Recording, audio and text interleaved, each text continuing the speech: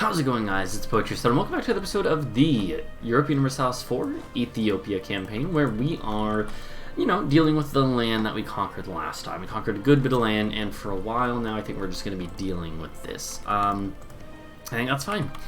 Last episode, we started talking about something that I have a lot of opinions on, I guess you could say.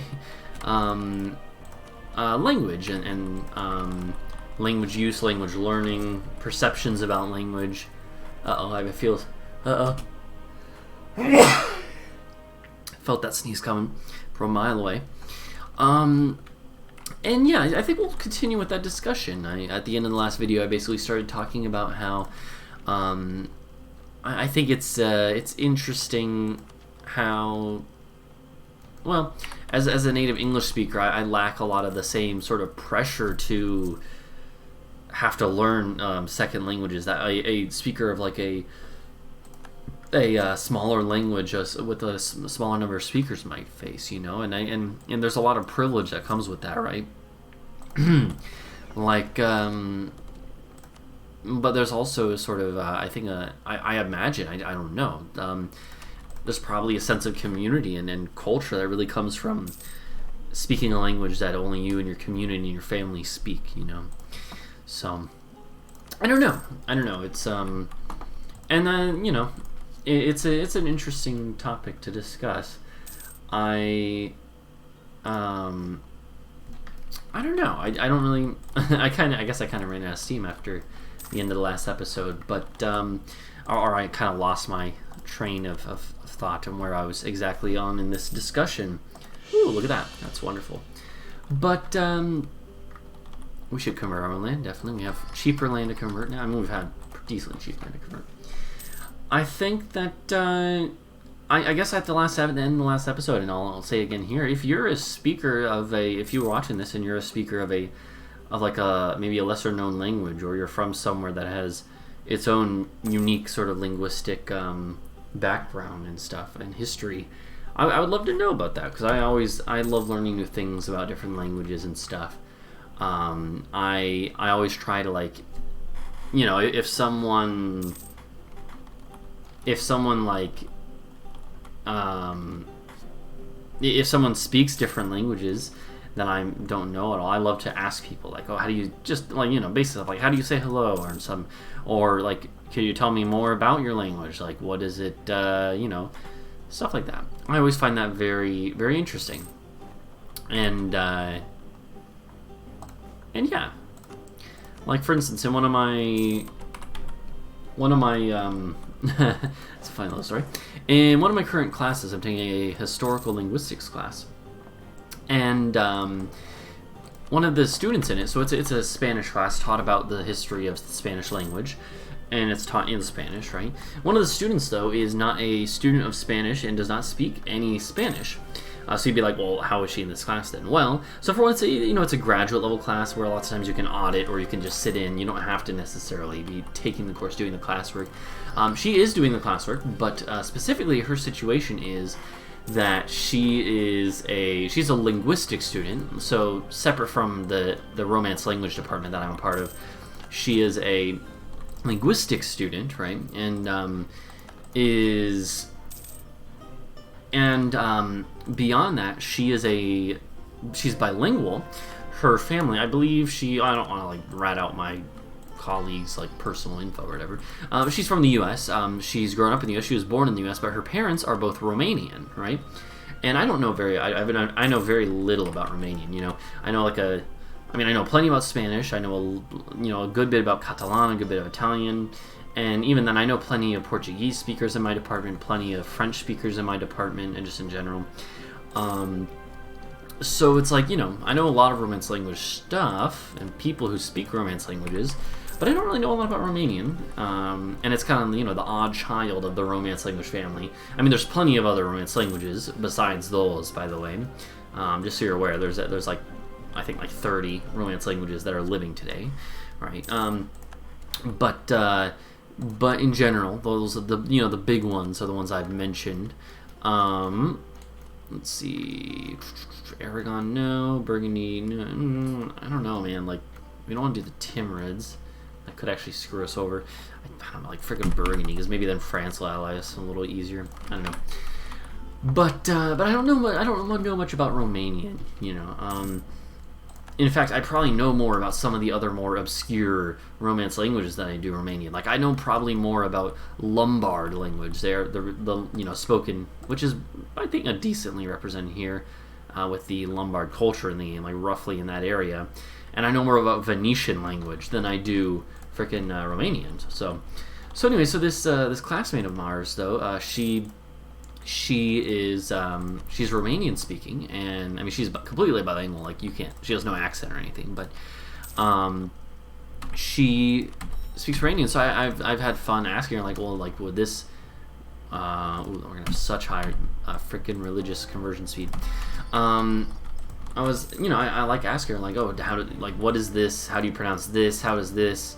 And it's very interesting. And obviously, this is mostly taking place in the context of a linguistics classroom, a historical linguistics classroom. So these things are, these are tangents in our class. They're not at all related to the direct material. But everyone in this class, including the professor, are huge historical linguistic nerds, right? So we frequently get on these huge tangents where like and no one cares because it's fun to talk about, and we all kind of are interested in these topics. So it normally takes the professor being like, come on, we got to get back on topic. Oh yeah, we're starting to get to the good part of our missions. I mean, the diplomatic reputation is good, and then from there it gets better, even better. So, but yeah, and so like, for instance, I remember we were talking about some linguistic phenomenon that's happened in Spanish, some change that's happened in the 1,000 or so years since Spanish really started taking shape, and we were looking at this is really funny. It's very specific, right? But I mean, what else? Right now we're just sitting here in peacetime, kind of trying to pay off our debts, right? What else am I to do besides talk about anecdotes, personal stuff? So we're talking literally about the origin of the word lentil, right? This is how you know we're talking about real shit. Talking about Mare Nostrum? No, we're talking about fucking lentils. I'm sorry. Sorry for the cursing. Anyways, no. So if I remember correctly, this is off the top of the dome piece here, but so in Spanish the word for lentil is lenteja, right? And it comes through through sound changes from Latin lenticulum, and so we were talking about this, and we were asking, because oftentimes when you look at the evolution of something from Latin to Spanish, you can then look at the other related languages and be like, well, how did it evolve in Italian? Just looking at the Italian word, is it the same? Is it different? Is Spanish weird for this or not? And so, and so we often do this. And so we were asking the Romanian speaker, we're like, in the class, we're like, is this like how do you say lentil in Romanian? And she's like, well, I don't know. I don't know if there even is a word, which there probably is, but like, she basically was like, in our family we just call it, lentils or something, like some anglicized version, so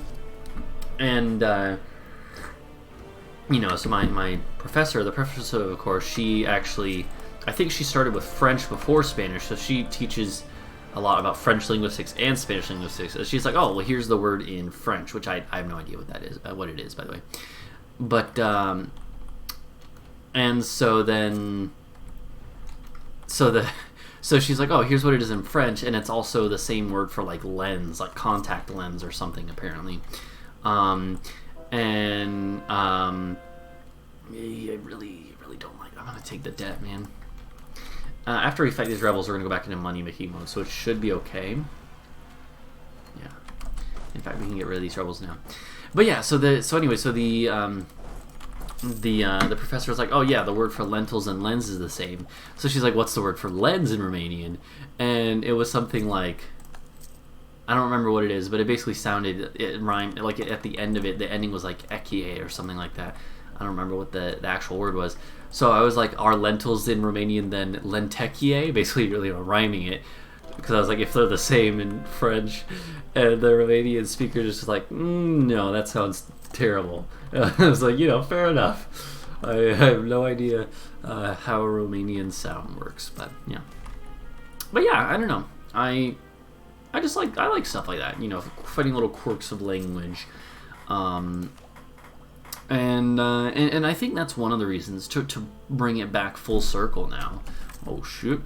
To bring it back full circle, that's one of the things I actually like about streaming and doing YouTube. I know that it's it's the internet. It's a very varied place, a very diverse place, and I remember, especially if for people who watch my Twitch streams and come out, I have a lot of different people who show up, and it kind of depends on the game who will show up, and then some for a couple weeks, someone will hang out, and then they'll stop watching, stuff like that. But basically it's a rotating cast of viewers who I'm often interacting with, and honestly, it let's see, are we getting close here? No, yeah. It's always really cool how there's always people who show up who speak different languages or from different parts of the world, right?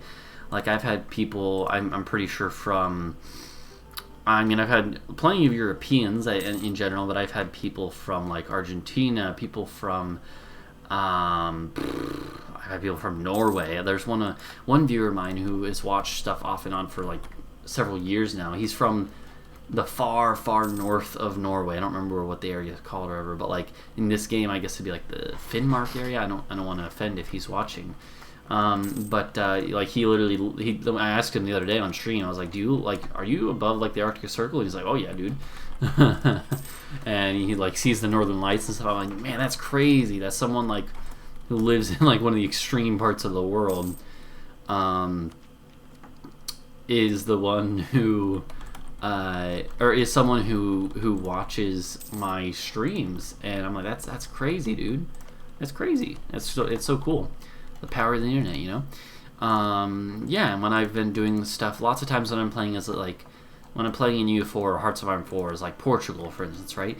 People will show up and be like, oh yeah, I'm Portuguese and stuff, and I'll be like, oh, like what is this like idea group or what, or this idea, national idea based off of or whatever. And we'll be like, oh, it was this and this from our history. And I'm like, oh, that's really cool. I didn't know that. Stuff like that is really cool. Let's take a second here to figure out where are we going to. I'm surprised it's not.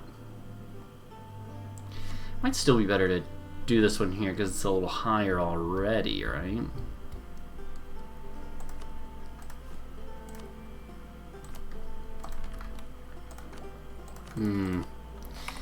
Yeah, I'd really like to get the Boigers some land.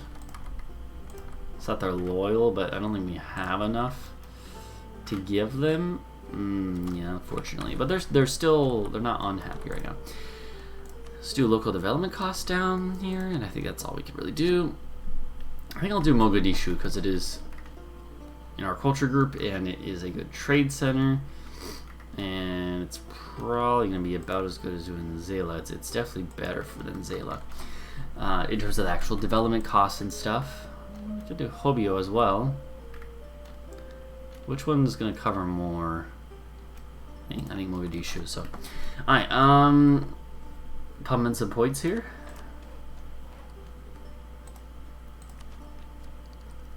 We do want to finish those idea groups. We have to do a couple of those, so here's what we'll do. We'll do like 1, 2, 1, 2, 1, 2, 1, 2. We should do this early on, like earlier on, if we're being real.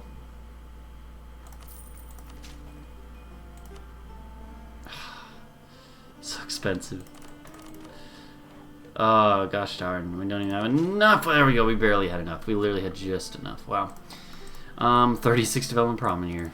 No problem.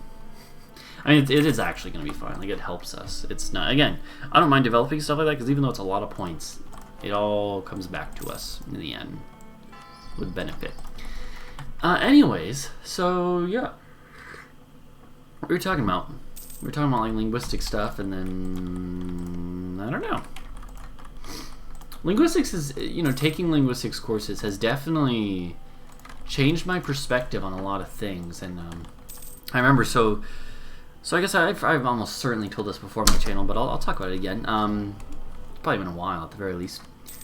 I really got into linguistics. Was certainly not. I literally did not know anything about linguistics hardly at all before my junior year of college. And to put that in perspective, I graduated as a senior from my undergrad last year, and now my first year of my master's degree. So like 3 years ago, that's probably when I roughly, fall of 2017 is when I basically was introduced to linguistics. Essentially, while I was studying abroad in Spain, I took a linguistics course, a phonetics and phonology course. And in that course, so if you don't know, phonetics and phonology is the study of sound, specifically. And I was so fascinated with that. I think I just like I like learning about sounds. That's definitely one of my more favored parts of linguistics. But it's one of my areas of study, you could even say. But like, I remember, like, basically I had never taken any linguistics before that, and when I started learning stuff, when I started, just hanging out in class and listening to the professor, it was all taught in Spanish too, but I was regularly, like, having my mind blown. I was like, holy shit, dude, this is fascinating. Like, learning, like, I remember one day, this happened throughout the whole semester, but there was, like, towards the end of the semester, we had to interview someone, a native Spanish speaker, and then analyze their speech together with the class. It's a small class, and it wasn't being published. It wasn't like, and we asked their permission. It's not like a privacy thing, don't worry. And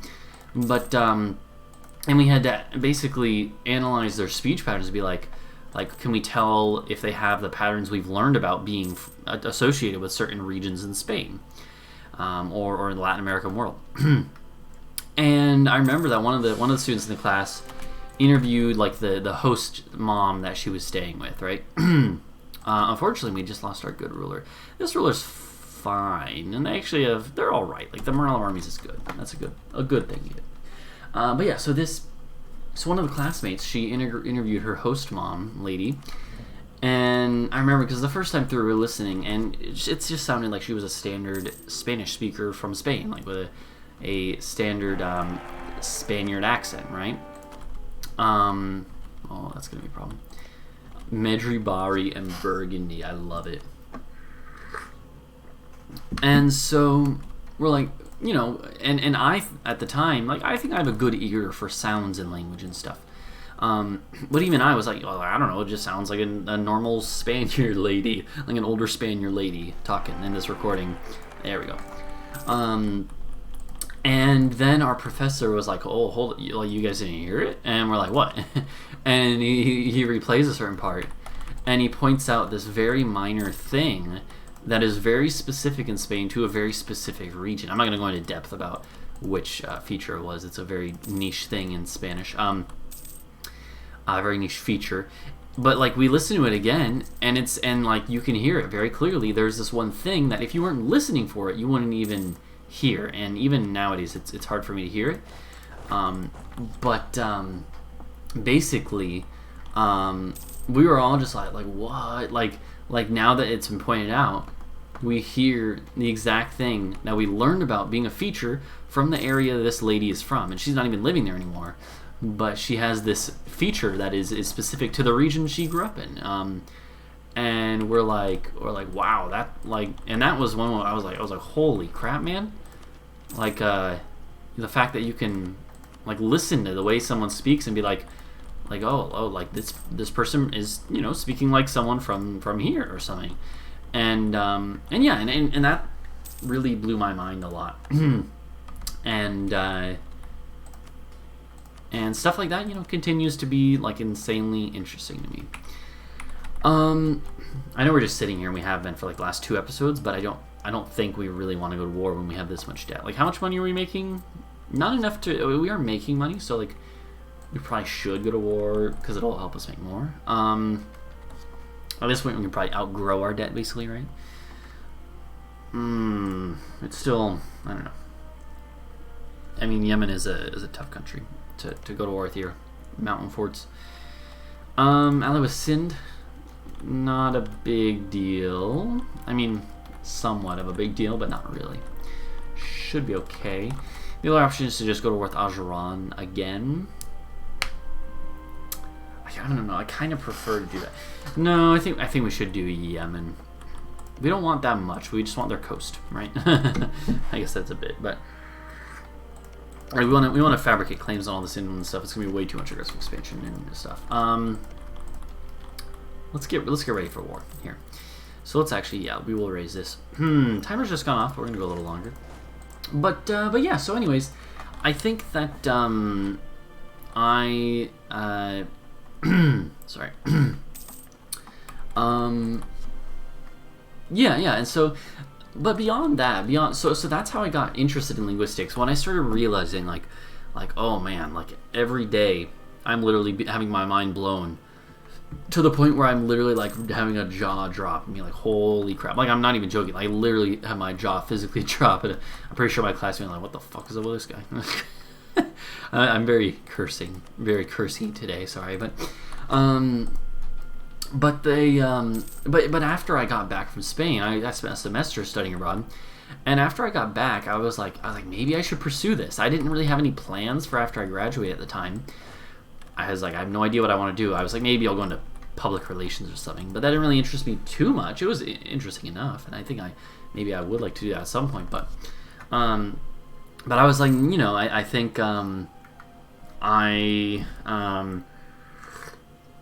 I was like, I think that I would, sorry, I'm just looking at something about this stuff here. Wait, what tech are we? We're 10, they're 9. Okay, so that should be fine.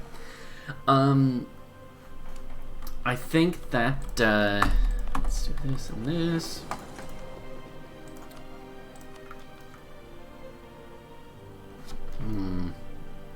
No, I don't want to promise you land. I don't have enough favors. I guess I used them all to pump up. Yeah, that's fine. Alright. Let's do that. Cool.